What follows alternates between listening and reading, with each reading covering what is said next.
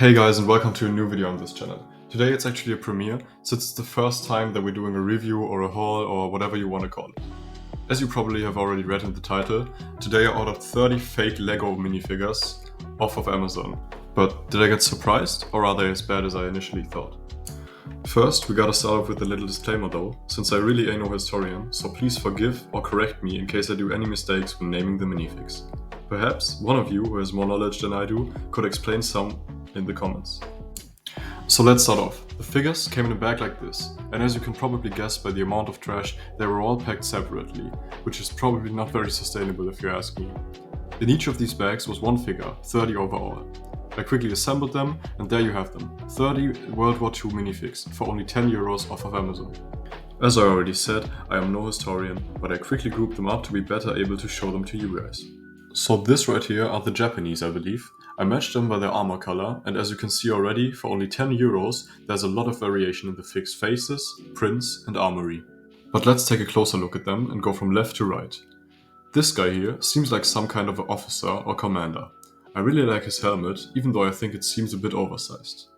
The next three guys are grunts, as we would say in the Star Wars community. As you can see, they all have 3 different torso prints and facial expressions, which I really enjoy about these figures. Next in line are these figures, which I'm not quite sure about to what country they belong. Based on their color, I put them to the Japanese, but their helmets don't fit and seem like firefighters to me. However, they are still 2 very cool fligs, with a nice torso print and nice leg print as well. I especially like the dirt patches scattered all over the clothes and the print on their helmets. At this point in the video, it might be important to mention that none of the figures I ordered have any back or arm printing, which is sad, but to expect when buying fake Lego from Amazon. However, let's not get distracted by that and go on reviewing the figs. But that's it with the Japanese minifigs already. Let's now hop over to the probably most exciting faction minifigure-wise, the Americans. The American figures all come in this green, nice color tone. I especially like the first of them in his dark green clothes with his nice helmet with the net laid over it. The 2 to his left are also nice standard soldiers minifigs, with nice torso prints and American helmets. The one to the left seems like a heavily armored soldier, with his ammunition strips and heavy armor. The guy on the far right, however, is another standard soldier, just without his cool looking helmet. And with this, we get onto another major faction of the Second World War. You all know who I'm talking about, Germany. With 7 soldiers, this is by far the largest faction I was sent within the order. On the left, we can see once again 3 standard soldiers with their detailed torso prints and variants in their facial expressions, which I really appreciate. In the middle, we can see a member of the famous Afrika Corps with his nice beige armor. To his left, we can see yet another 2 members of a special unit, the Panzer Corps, in their black armor with black helmets. Last but not least, we have another soldier which I couldn't really identify and decided to put him to the Germans due to his armor color. Despite all this, I really like his cap since it's unique within this order. From Germany, we go on to another fascist participant of the war, Italy. Sadly, there were only 2 Italian soldiers in this order, but I really like both of them a lot. At first, I thought the left one was a Japanese soldier until I found out he was actually Italian. I really like his shoulder cloth torso print and his angry facial expression. His sole friend in my collection seems to be from another unit, and also has some really nice printing, especially on his helmet. I love the tan armor in combination with the red and grey details. He just looks great and is probably one of my favorite figures. So from this little group, let's hop on over to another small group of soldiers. Everyone's favorites, the Brits.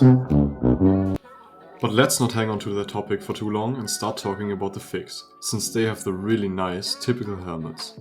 Especially the first one, with the net and the grey pouches on his torso, just looks fantastic. The second one is some kind of a downgraded version of him, but still cool.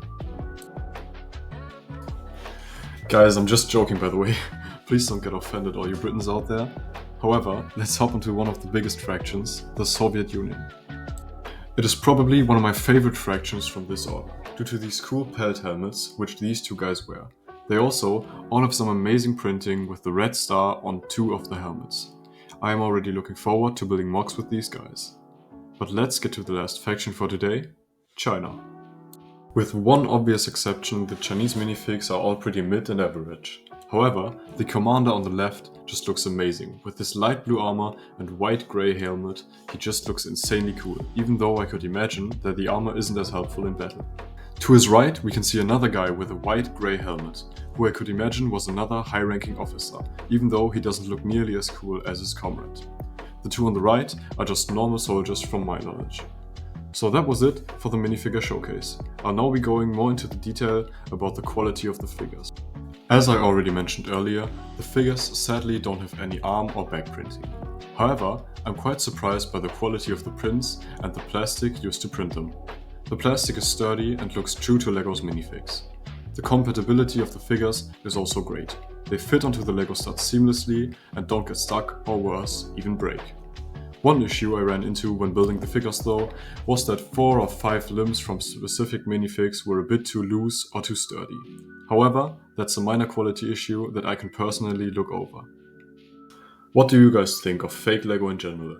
And how do you like today's figures? Which one did you like the most? Please let us know in the comments. Don't forget to like and subscribe, and I'll hopefully see you in the next one.